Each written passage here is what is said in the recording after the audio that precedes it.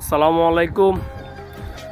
এটা হচ্ছে বন্যার সর্বশেষ পরিস্থিতি। আমাদের বাড়ির মোটামুটি এক গিরা সমান পানি হয়ে গেছে, একদম পুকুর ডোবা প্রজেক্ট সব ডুবি মোটামুটি নোয়াখালী এবং ফেনীবাসী মোটামুটি শেষ পর্যায়ে। যে গতবারের মতো এবারও মানুষের গৃহপালিত পশু পাখিগুলো পালন একদম কষ্ট করে। যে খ্যারের সিনগুলো একদম ডুবে গেছে মোটামুটি।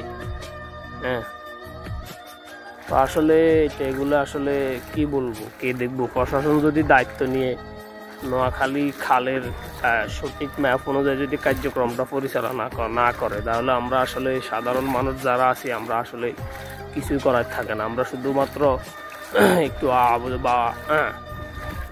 বলতে পারি, আবেদন করতে পারি, এছাড়া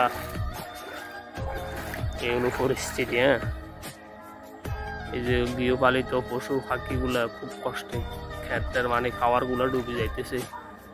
পরিস্থিতি খুবই ভয়াবহ আসলে।